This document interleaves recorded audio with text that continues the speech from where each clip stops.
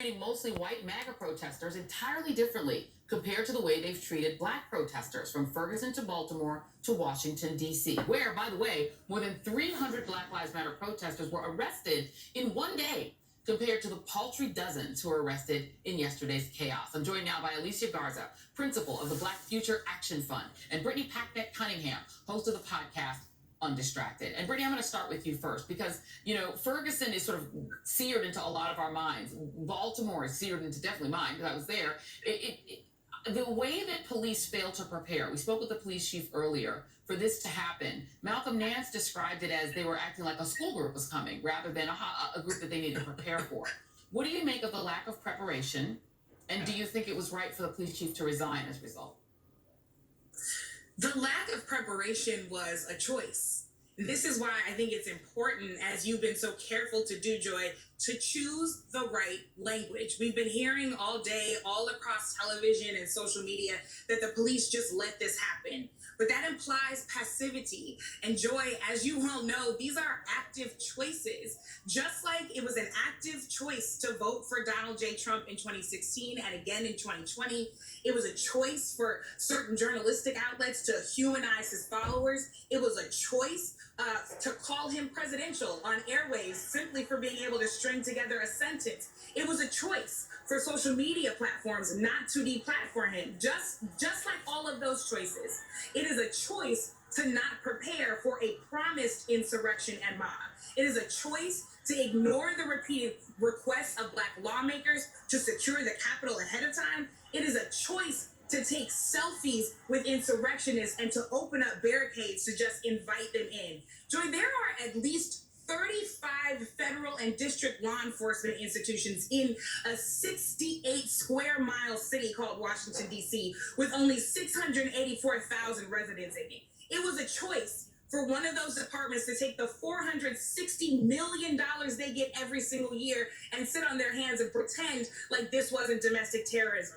And the rioters knew that they'd make this choice, and that's why they're online happily taking credit for everything that they caused yesterday. We are not here by accident. We are here because of intentional, deliberate choices that were made by people of power and privilege. And guess what? They don't get to run away because we won't let them. We will not forget this. Right, and Alicia, you had The Nation did a piece where they quote a woman who says she can't believe that anyone got arrested at all. It was only like 50 something people got arrested, and she says, "This is not America." A woman said to a small group, her voice shaking. She was crying, hysterical. They're shooting at us. They're supposed to shoot BLM, but they're shooting the Patriots. Like, what? This shock, that there was any policing at all. But what I saw was under policing. We weren't shooting at anyone. There was one person did get shot who was trying to breach the speakers in the area where the Speaker of the House is. What do you make of it? Listen, as Brittany said, and I 100% agree, this was clearly designed, and it was by design.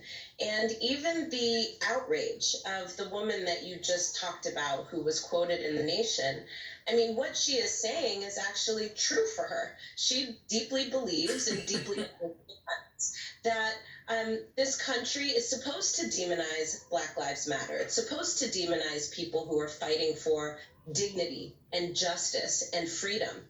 It is supposed to over-police our communities. It's supposed to create us into an other that is criminal, animalistic, and savage, and out to take something from white people in this country.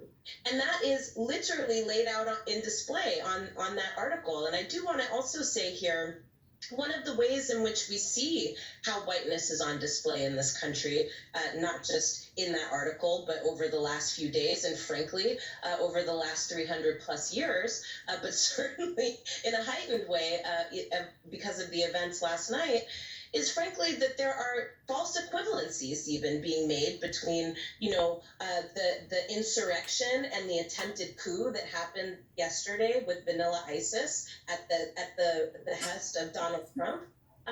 And people who are taking to the streets because we are tired of being killed by the people who are supposed to protect and serve us, because we are tired of having our communities be devastated by a lack of resources while our military budgets and our police budgets are in the trillions.